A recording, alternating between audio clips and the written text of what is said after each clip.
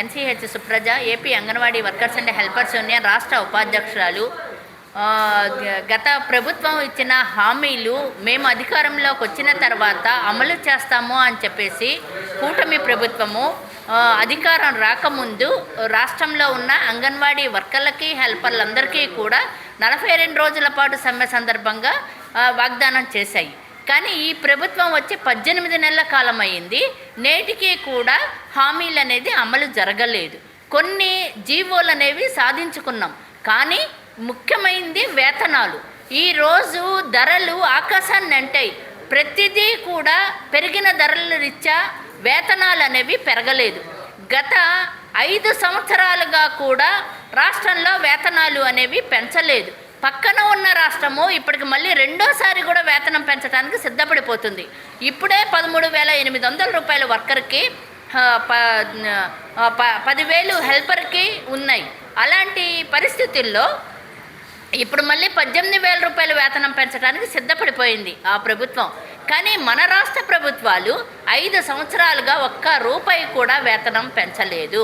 కాబట్టి వెంటనే రేపు జరిగే 14వ తారీఖు బడ్జెట్లో ఆంధ్ర రాష్ట్రంలో ఉన్న అంగన్వాడీ వర్కర్లకి హెల్పర్లకి వేతనాలు అనేవి పెంచాలి అని చెప్పేసి ఫస్ట్ డిమాండ్ చేస్తున్నాం.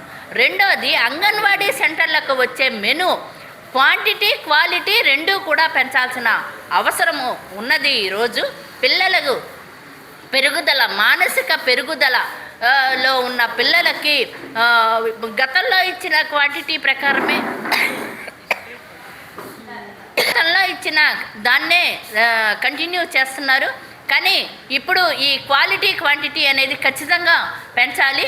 దీంతోపాటు అంగన్వాడీ సెంటర్ల మౌలిక వసతులు అనేవి ఈరోజు చాలా కేంద్రాలలో లేని పరిస్థితి. రెండోది, రెంట్స్కు సంబంధించి కూడా ఒక్కొక్క చోట ఒక్కొక్క విధంగా రెంట్స్ ఇవ్వటం అనేది జరుగుతుంది. రాష్ట్ర వ్యాప్తంగా మున్సిపాలిటీలో ఇవ్వాల్సిన రెంట్ మున్సిపాలిటీలో ఇవ్వాలి, రూరల్లో ఇవ్వాల్సిన రెంట్ రూరల్లో ఇవ్వాలి. కానీ అనేక మున్సిపాలిటీలలో నేటికి 4,000 రూపాయలు మాత్రమే రెంటు అనేది ఇస్తున్నారు. వీటితో పాటు మెయిన్ ఇంకో డిమాండ్ ఏంటంటే, అంగన్వాడీ సెంటర్లలో నిర్వహణ సంబంధించి ఈరోజు ఫుడ్ కానివ్వండి, క్వాలిటీ అనేది చాలా తగ్గిపోయింది.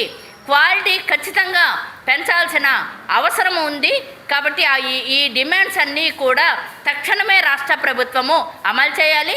164 అంగన్వాడీ సూపర్వైజర్ పోస్టులు ఇప్పటికి 4 సంవత్సరాలు అయ్యింది.